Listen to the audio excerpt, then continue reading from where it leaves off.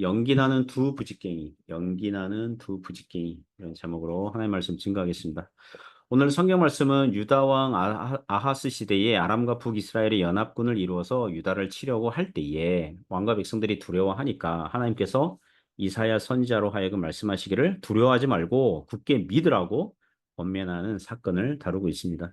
몇 가지 교훈으로 은혜를 나누려고 합니다. 첫 번째 교훈은 이 세상은 신자들에게 두려움을 주는 일들이 많다는 것입니다.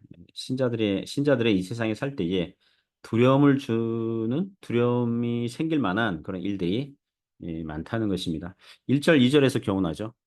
1절 보면 우시아의 손자의 요담의 아들이 유다의 아하스 왕 때에 이사야 선지자가 우시아가 죽던 해에 선지자로 소명을 받았거든요. 그다음 왕이 요담 왕이고 통치 16년간 해요. 그러나 이사야서를 보면 요담 왕과 관련해서는 이사야서에 나오지 않아요. 이사야 선지자가 요담 왕 시대에도 말씀 사역을 하였을 것인데 기록으로 남겨지도록 섭리된 것은 아하스 왕 시대의 사건 이후부터입니다.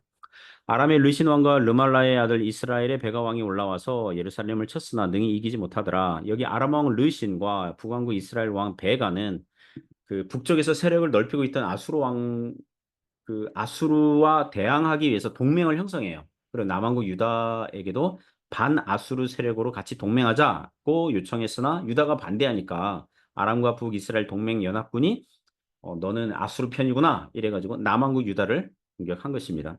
열왕기하 16장과 역대하 28장 보면 아람과 북이스라엘 동맹군이 1차로 유다를 쳤습니다. 그래서 아람 같은 경우는 유다의 항구 도시 엘랏을 정복했고 북이스라엘 군대에게 남유다 많은 백성들이 죽고 피해를 입었습니다. 하지만 연합군은 결정적으로는 남유다를 정복하지는 못해요. 그러니까 피해는 주었지만 정복은 못한 것을 두고 오늘 여기서 그들이 능히 이기지 못하더라 이렇게 말씀하고 있는 것입니다. 그런 와중에 제2차 연합군의 공격 소식이 들려온 것입니다. 2절 보면 어떤 사람이 다윗의 집에 알려 이르되 아람이 에브라임과 동맹하였다 하였으므로 왕의 마음과 그의 백성의 마음이 숲이 바람에 흔들림 같이 흔들렸더라.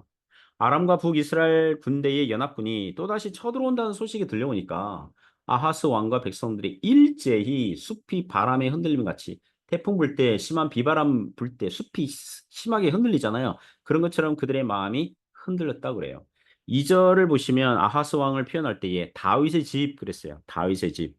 어떤 사람이 다윗의 집에 알려 이르되 다윗의 집. 이건 의도적으로 보입니다. 그러니까 아하스 왕은 악한 왕이라는 평가를 받게 되는 왕인데 그럼에도 불구하고 그 악한 왕마저 다윗의 집, 다윗의 후손, 다윗의 가문에 속해 있어요. 사무엘하 7장에 나오는 하나님께서 다윗과 그 집 후손들과 맺은 언약을 떠올리게 하죠. 그들이 죄를 지으면 하나님께서 사람 막대기로 치시겠지만 아주 망하게는 하지 않겠다. 예, 다윗의 후손들이 계속해서 왕자리를 세워주겠다. 이런 언약을 떠올리게 해요. 유다 왕과 백성들은 하나님의 언약을 기억하고 믿음을 가져야 되는데 하나님과 이 영적으로 떨어져 있으니까 심하게 두려움으로 흔들거렸다는 것입니다.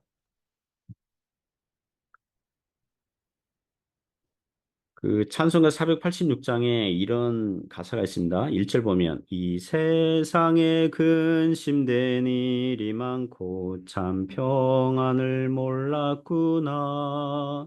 2절에는 또 이렇게 시작해요. 이 세상에 곤고한 일이 많고 참 쉬는 날 없었구나. 3절은요. 이 세상에 죄악된 일이 많고 참 죽을 일 쌓였구나.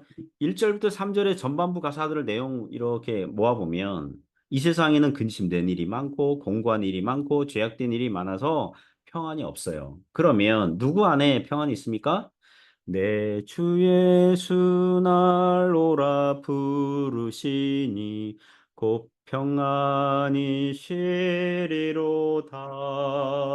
주 예수의 구원의 은혜로다. 참 기쁘고 즐겁구나. 그 은혜를 영원히 누리겠네. 곧 평안히 쉬리로다. 할렐루야. 여러분, 주님 안에 평안이 있고 참 쉼이 있습니다. 세상은 우리에게 근심된 일을 주고 공고한 일을 주고 죄악된 일을 줘요. 성도들은 그러할지라도 참 평강을 주시는 예수님께 나아갈 수 있기를 축복합니다.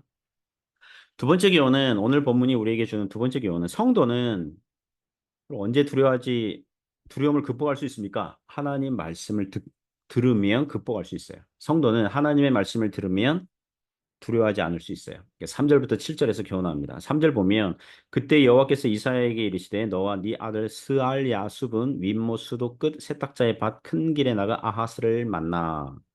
여기서 이사야의 아들 이름 스알 야숲을 기억해야 됩니다. 남은 자가 돌아온다 이런 뜻이에요.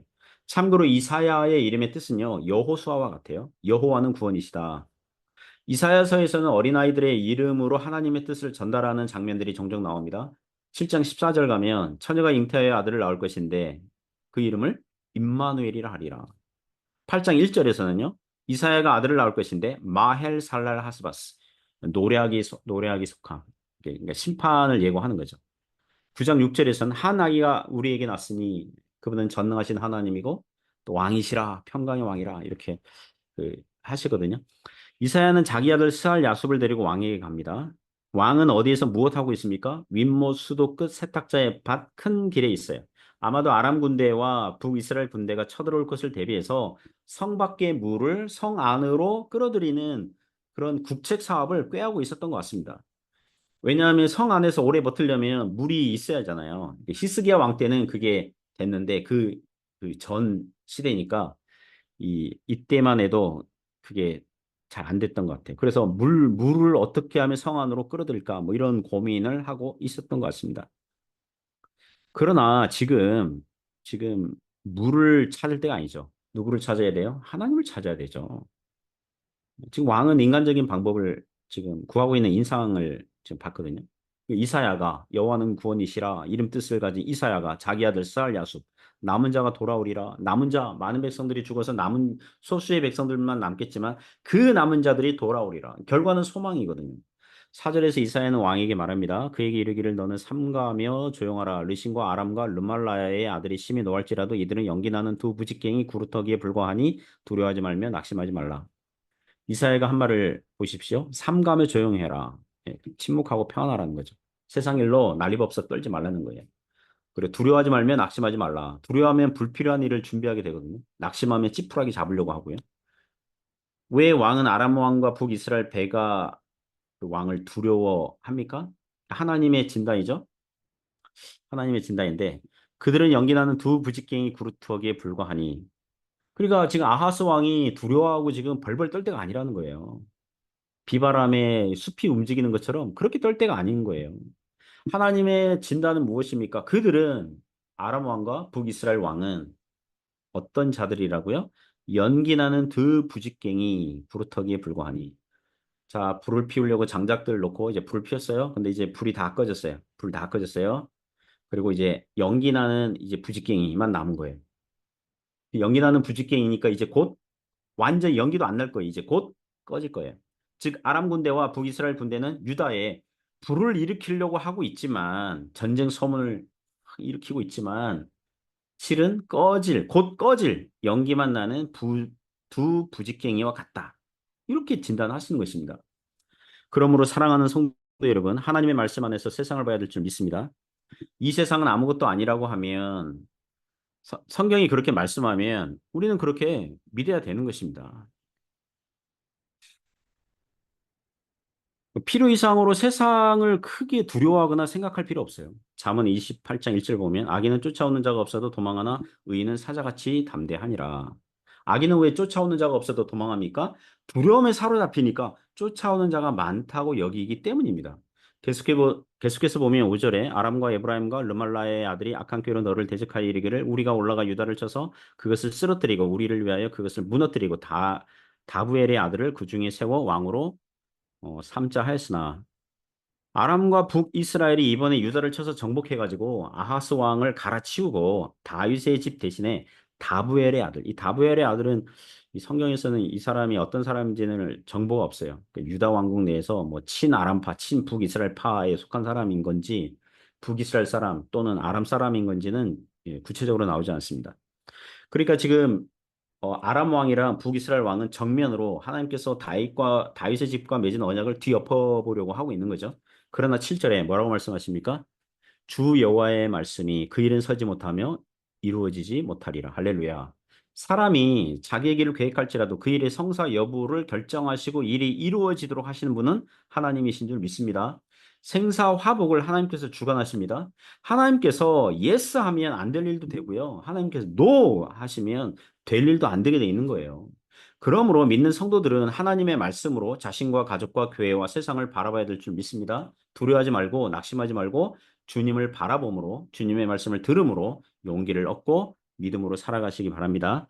세 번째 교훈은 역사의 주관자는 하나님이시라는 것입니다. 8절 9절에서 교훈합니다. 8절 보면 대저 아람의 머리는 다메섹이요 다메섹의 머리는 르신이며 이게 무슨 뜻이냐면 아람 왕이 다스리는 통치 영역은 정해져 있다. 제한되어 있다. 아람 땅으로 이렇게 제한되어 있다. 이런 거예요. 아무리 유다를 공격해서 유다를 먹으려고 하지만 뜻대로 되지 않을 것이다. 하나님께서 정해준 구역이다. 그리고 9절에서도 보면 에브라임의 머리는 사마리아요 사마리아의 머리는 르말리아의 아들이니라.